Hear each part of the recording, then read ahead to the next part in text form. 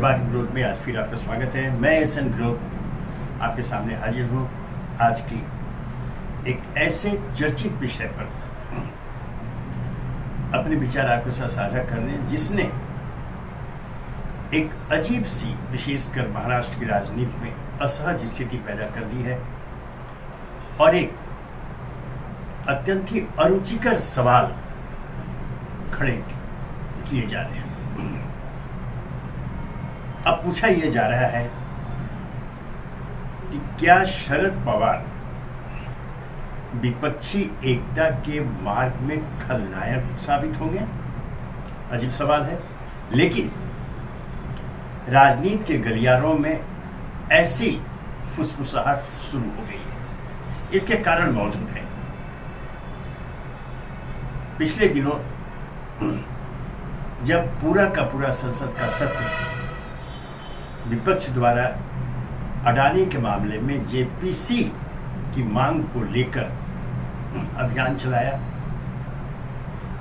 जवाब में सत्ता पक्ष की ओर से राहुल गांधी माफी मांगो का नारा गूंजा, पूरा का पूरा सत्र स्वाहा हो गया, नहीं चल पाया लगभग।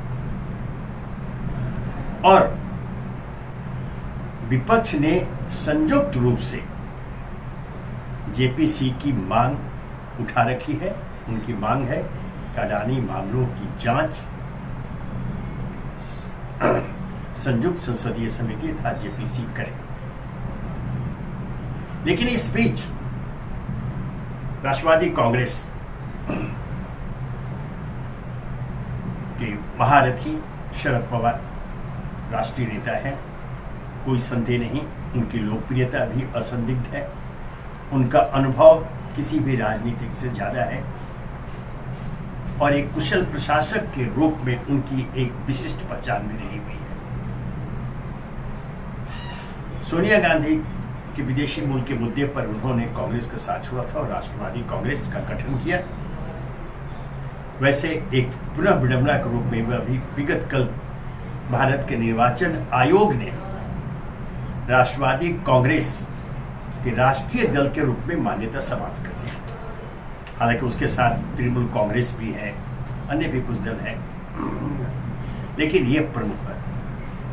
इस पर कभी बाद में चर्चा करेंगे। फिलहाल जिस संदर्भ में हम बात कर रहे थे शरद पवार की, तो उस शरद पवार ने अब यह कहा है जेपीसी की मांग को लेकर, इस मांग को उन्होंने अनावश्यक बताया कि इसकी जांच के लिए जो सुप्रीम कोर्ट की कमेटी बनी है वो काफी है, अलग से जेपीसी की आवश्यकता नहीं है। यह उनका तर्क है। हालांकि इसमें उन्होंने यह भी कह दिया कि जब जेपीसी में बहुमत सत्तारूढ़ दल के सदस्यों को रहेगी, अगर जेपीसी का गठन हुआ तो बहुमत के आधार पर, तो फिर उसके परिणाम क्या होंगे। लेकिन यहाँ पर शरद पवार चूक जाते हैं। वर्षों पहले पेस्टिसाइड्स को लेकर जब कांग्रेस पार्टी की सरकार थी, जेपीसी का गठन हुआ था, जिसकी अध्यक्षता स्वयं शरद पवार ने की थी और उसके जो निर्णय हुए वे प्रभावी साबित हुए थे। यह प्रमाण यहाँ पर। इसमें अगर यह तर्क देना कि जेपीसी में बहुमत तो सत्तारूढ़ दल अर्थात भारतीय जनता पार्टी का रहेगा, परिणाम कह सकते हैं, यह शरद पवार जैसे परिपक्व राजनेता के मुख से शोभा नहीं देता है। जैसे मैंने प्रमाण भी दिया, और यही बात यही नहीं रुक रही है। उनके भतीजे अजीत पवार ने आगे विपक्ष को इसका जो है खामियाजा ही भुगतना पड़ेगा। ऐसे में आवश्यक है कि शरद पवार, जैसा मैंने कहा कि उनकी लोकप्रियता, उनका अनुभव और उनकी स्वीकार्यता राष्ट्रीय स्तर पर इस रूप में है कि अगर वे पहल करके आगे आते हैं विपक्षी एकता के समर्थन में, तो वे सफल हो सकते हैं, उन्हें समर्थन मिलेगा। इसलिए भी यह आवश्यक है कि जो उन्होंने जेपीसी, हालांकि उसके तर्क दिए जा रहे हैं, उनका यह कहना था कि जब सुप्रीम कोर्ट ने कमेटी का गठन कर दिया है तो हमें प्रतीक्षा कर लेनी चाहिए। यह तर्क अपनी जगह जायज हो सकता है, लेकिन राजनीति है। भारतीय जनता पार्टी ने इस बयान का फायदा उठाया और तंज कसा विपक्षी एकता के प्रयास को लेकर के। तो शरद पवार पुनः पहल करें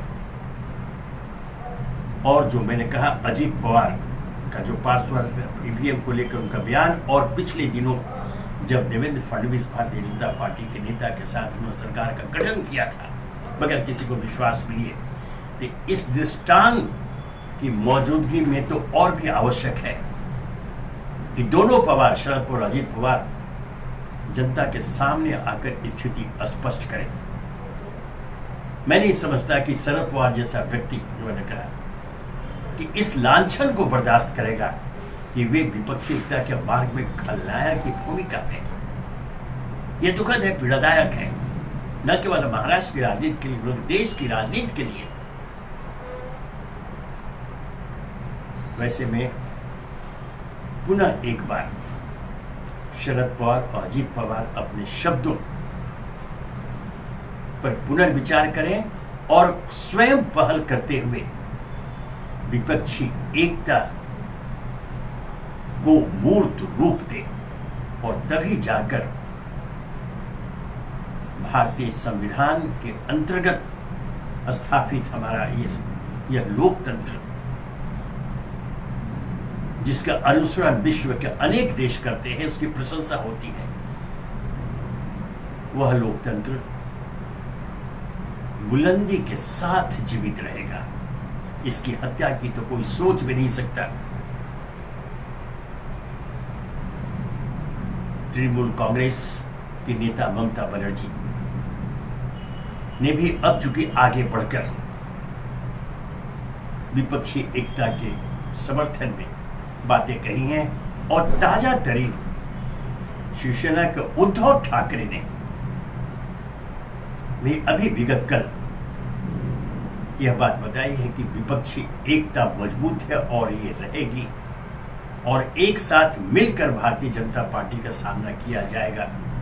इसका स्वागत होना चाहिए। उद्धव ठाकरे के ताजा बयान जो है उससे निश्चय ही विपक्षी एकता के प्रयास को मजबूती मिलेगी। ध्यान रखें, हालांकि महाराष्ट्र में जो राजनीतिक दृश्यावली में परिवर्तन हुआ है, जिस प्रकार से उद्धव के शिवसेना का साथ छोड़ एकनाथ शिंदे बाहर निकले और भारतीय जनता पार्टी के समर्थन से यहां पर सरकार का गठन किया, मुख्यमंत्री बने, इससे ऐसा लगा था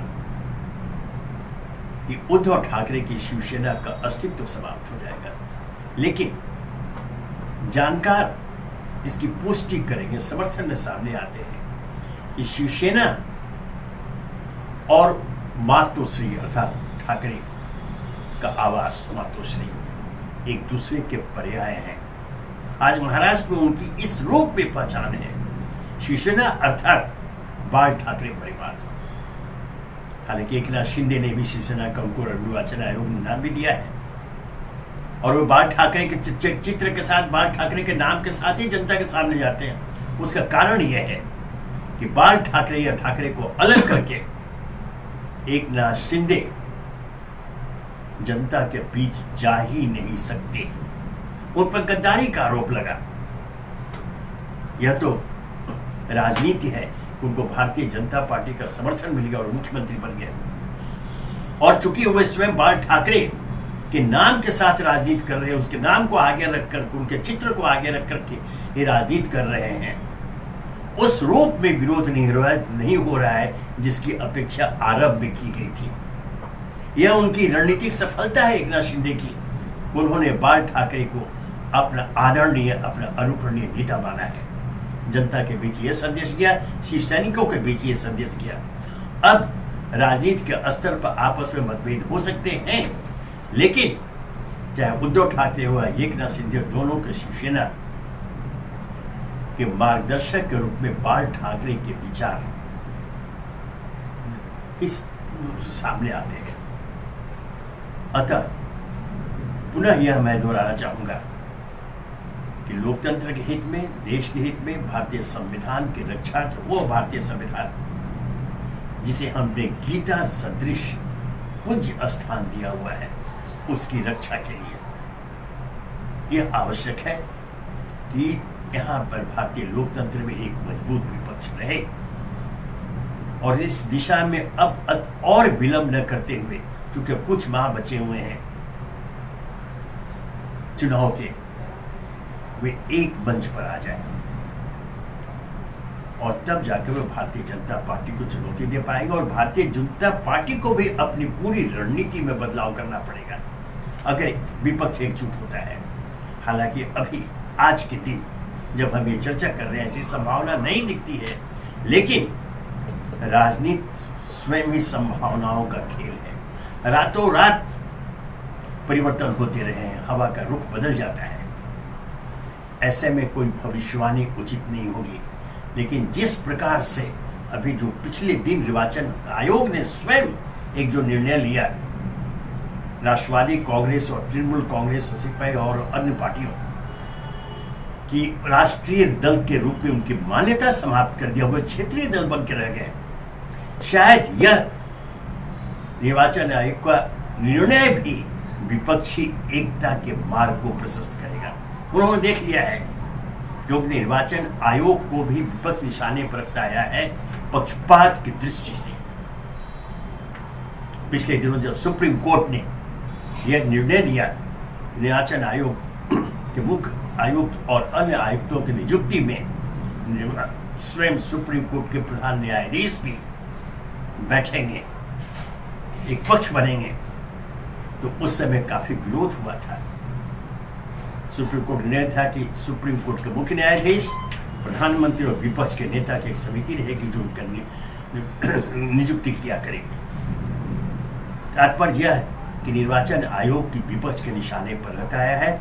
ऐसे में निर्वाचन आयोग का कल का फैसला, उससे निश्चय ही तृणमूल कांग्रेस की ममता बनर्जी बेचैन होंगी। जो ममता बनर्जी राष्ट्रीय राजनीति में अपनी एक पहचान, विशिष्ट पहचान बनाने के लिए तत्पर है, उनकी प्रबल इच्छा रही हुई है, आज उनको एक क्षेत्रीय दल के रूप में किनारे कर दिया गया। राष्ट्रवादी कांग्रेस, शरद पवार के राष्ट्रवादी कांग्रेस भी अब एक क्षेत्रीय दल बनकर रह गई, राष्ट्रीय दल की उसकी मान्यता समाप्त हो गई। हाँ, इस बीच में इसी कड़ी में निर्वाचन आयोग के निर्णय के अनुसार ही आम आदमी पार्टी को राष्ट्रीय दल के रूप में उनकी पहचान हो गई है, उनको मान्यता मिल गई है। पिछले दिनों गुजरात के चुनाव में, गोवा के चुनाव में, पंजाब के चुनाव में, इन स्थानों में जिस प्रकार से उनका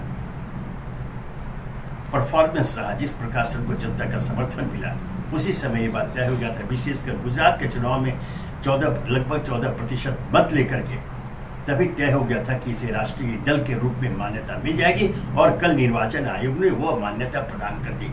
यह अरविंद केजरीवाल के लिए एक अत्यंत ही उत्साहवर्धक निर्णय होगा, और अरविंद केजरीवाल अपनी आम आदमी पार्टी को जिस प्रकार मुख्य विपक्षी दल की भूमिका में लाना चाहते हैं,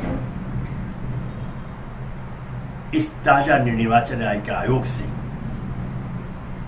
उनमें उनके उत्साह में, केजरीवाल के उत्साह में, आम आदमी पार्टी के नेताओं के उत्साह में और वृद्धि होगी, इसमें कोई संदेह नहीं है। कहने का तात्पर्य है कि ऐसी स्थितियां बन रही हैं कि मजबूरी वश ही सही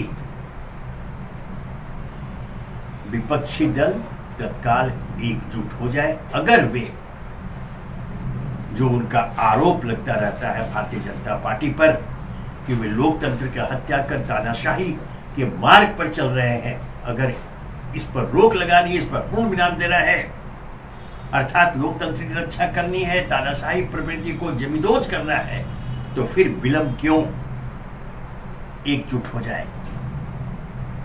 इस मार्ग में जो सबसे पेच के रूप में बात सामने आती है कि नेतृत्व तो कौन करेगा। देखिए, इसमें कोई ज्यादा बहस की आवश्यकता नहीं। जो सबसे बड़ी पार्टी होगी उसका जो नेता होगा वो उसका नेतृत्व करेगा।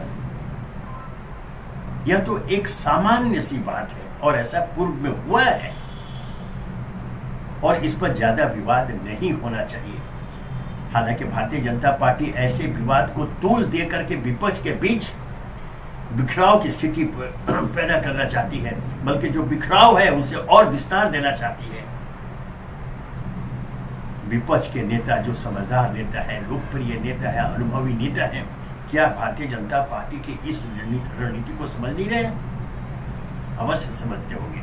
अतः उनके लिए भी, उनकी समझ को भी एक चुनौती है, उनके विचारों को एक चुनौती है, उनके कार्यक्रम, उनके नीतियों को चुनौती है कि अगर सचमुच आप लोकतंत्र के हित में देश की रक्षा करना चाहते हो, संविधान की रक्षा करना चाहते हो, लोग चाहते हो, तो एकजुट हो जाओ। और यह निर्विवाद रूप से स्थापित हो चुका है कि जब जब विपक्ष एकजुट हुआ है तो सत्ता पक्ष को धराशायी होने में विलंब नहीं हुआ है। तत्कालीन प्रधानमंत्री इंदिरा गांधी जैसे सदृश शक्तिशाली नेता ने जब आपातकाल थोपा था देश पर, देश की जनता सड़कों पर निकल आई थी। जयप्रकाश नारायण का आह्वान पर पूरा विपक्ष एकजुट हो गया था, बल्कि उस समय तत्कालीन जनसंघ ने अपनी पहचान छोड़ वो भी जो है जनता पार्टी में शामिल हुए थे, अपना उसने चुनाव चिन्ह तक छोड़ दिया था। बाद में जब फिर उनमें बिखराव हुआ तो भारतीय जनता पार्टी का गठन हुआ। लेकिन ये सबसे बड़ी कुर्बानी तब विपक्ष के रूप में जनसंघ ने दी थी कि अपनी पहचान को भी उसने किनारे छोड़ दिया था, अपने चुनाव चिन्ह को छोड़ दिया था। एकता की दृष्टि से, विपक्षी एकता की दृष्टि से सभी जयप्रकाश नारायण का आह्वान पर उन्होंने एक दल जनता पार्टी का गठन किया था। इंदिरा गांधी को कांग्रेस को चुनौती मिली, कांग्रेस सत्ता से बाहर हो गई। स्वयं तब इंदिरा गांधी, ये 1977 की बात है, अपने चुनाव में हार गई थी। इतिहास के पन्नों में यह तथ्य, सच्चाई, यह हकीकत दर्ज है। इनकी उपस्थिति में कुछ भी असंभव नहीं है। विलंब अभी भी नहीं हुआ। अगर जिस लोकतंत्र की कथित रूप से हत्या किए जाने का दावा विपक्ष करता है, तो फिर आप एकजुट हो जाओ, रोको, बचाओ लोकतंत्र को। और ये बहुत आसान है। जहां विपक्ष एकजुट होकर चुनौती देता है, तो फिर भारतीय जनता पार्टी को अपने अस्तित्व के लिए, राजनीतिक दृष्टि से सत्ता में बने रहने के लिए, अस्तित्व के लिए अपनी नीतियों में परिवर्तन करना होगा। अन्यथा 1977 के परिणाम को दोहराने में विलंब नहीं होगा। और ये इतिहास साक्षी है कि इतिहास स्वयं को दोहराता रहता है। जब जब ऐसे अवसर आए, इतिहास ने स्वयं को दोहराया।